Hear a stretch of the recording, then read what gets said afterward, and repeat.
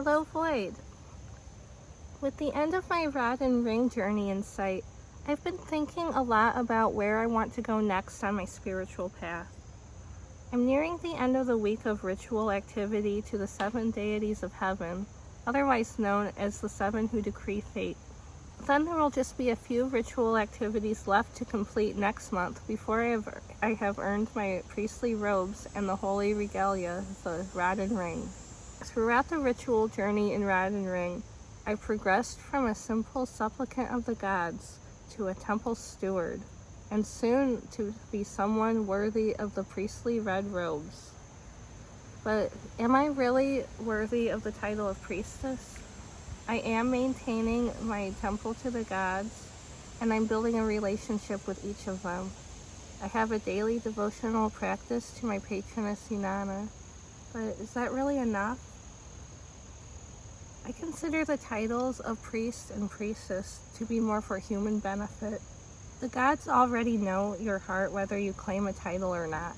I feel like to take on a title of clergy, one actually needs to be serving the community and helping to bridge the gap between the community and the divine, not just keeping up with a private spiritual practice. Now, there's nothing wrong with keeping to a solitary practice. I just don't personally feel like I can use that title until I've made an actual commitment to serving the community in the name of my gods, which is why I've enrolled in a Pagan Clergy training course. It's through an organization called Greenwild Mystical Academy, and it starts August 23rd. I'll put a link in the description in case anybody watching would like to join me. It covers topics such as how to create and lead rituals and ceremonies, pastoral counseling, and ethics. This class is for all pagans, regardless of specific path. In addition to being initiated into the priesthood, there is also an option to be legally ordained by the Universal Brotherhood movement with the class. I am technically already ordained through Universal Life Church, which is one of those online organizations that will ordain anyone for free for the purpose of being able to officiate weddings and whatnot. So I'm not sure yet if I want to spend the extra money to be ordained again by this other organization. The Universal Brotherhood movement does seem like a more legit organization than the Universal Life Church. So it might be beneficial, but I'm not quite sure yet. Since pagan religions aren't as organized as the more bureaucratically established religions, apparently you have to go through interfaith or non-denominational organizations for ordination to be legally recognized to perform wedding ceremonies and things of that nature. The legal ordination process is apparently more of a government thing than a spiritual or religious thing.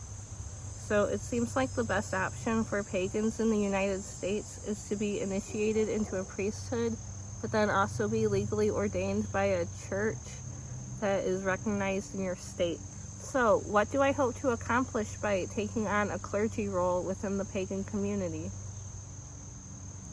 I don't have a complete plan of what my ministry work will look like yet. That's what this class is for. But one thing I'm hoping to be able to learn to do is to provide spiritual support for others in the pagan community who are going through things such as cancer. My relationship with my goddess helped me tremendously to get through my treatments when I was going through breast cancer. So I feel like I should try to pay this forward in some way.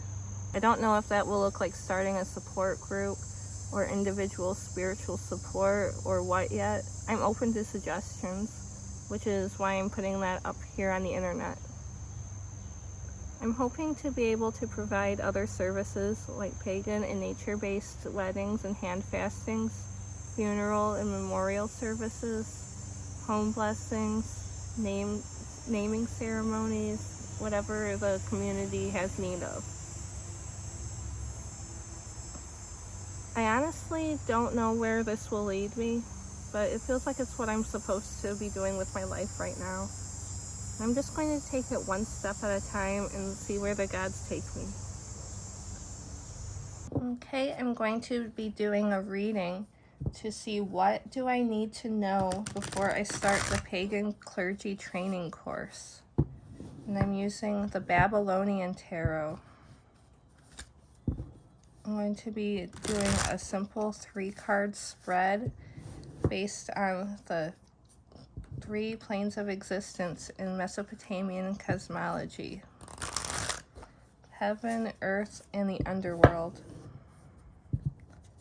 This is a spread that I developed myself, and I'm still testing it out, but this is the version that I have so far.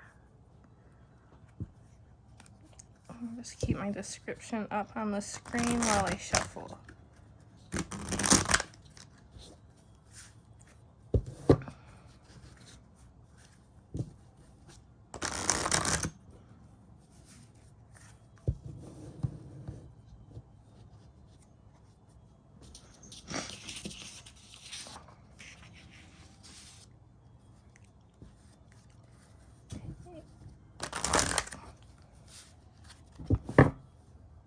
Okay, my first card I'm going to draw is for Earth.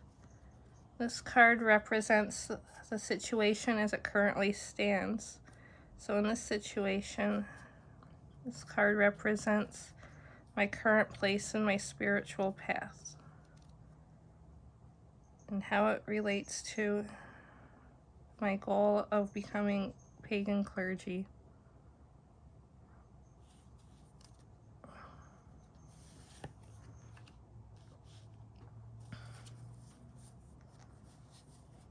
The second card I'm going to draw is going to go right below this card. This is what I need. This is what I need to do to leave the underworld, or what is holding me back. This is essentially obstacles that might be in my way.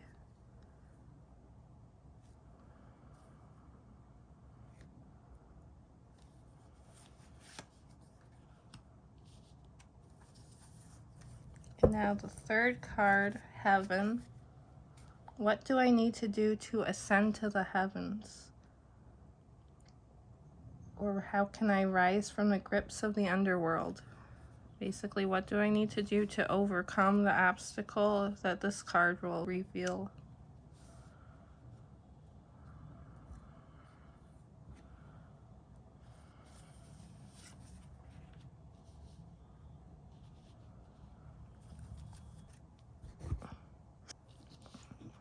I turn this one over. Ace of Discs. 10 of Cups. And the Empress. So the first card I drew for the Earth position is the Ace of Discs. The discs, or pentacles in most decks, represents the element Earth. So I think my deck is trying to be a little bit too literal here, which tends to happen a lot to me. Anyway, the main image on this card shows Inanna's 8-point star. So I think the message here is that I've already got a good foundation in my worship of Inanna, which will help me to succeed on this undertaking. And I'm still at the beginning of this journey, which is where the Ace comes in. So the second card I drew for the underworld position was the 10 of Cups, and its keyword is success. This card features imagery from the flood myth. We have Zeusudra's bow up here, and there's Enki. I'm not sure what this creature is. So maybe this card is telling me that what's holding me back, maybe I have a fear of success, and that might be holding me back from reaching my full potential. It could also be a reference to that, just like in Lil in the myth, I too get overwhelmed by humans making too much noise, and putting myself into a very social role like this might at times become a bit overwhelming for me. So maybe to achieve success, I need to not let myself get overwhelmed the way Enlil was in the myth. I should be more like Enki, who actually wanted to help the humans.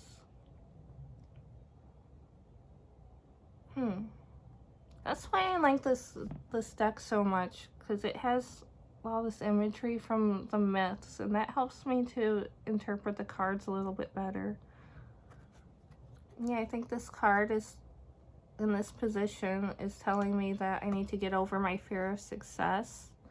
I need to learn to manage my feelings of overwhelm from being put into social situations. I need to learn to self-regulate a little bit better. And then I can take on a role similar to Enki in the myths as a helper to humans.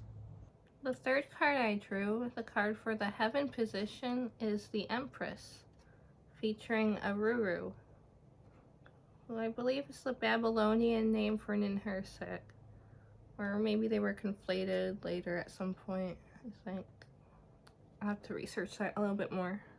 So maybe what this card is saying is that I need to cultivate the nurturing aspects of myself and my personality.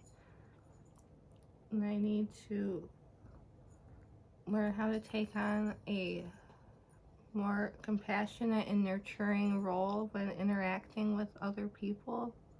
Perhaps I need to not be afraid to manifest abundance in my life, so that I'm able to do the same for other people.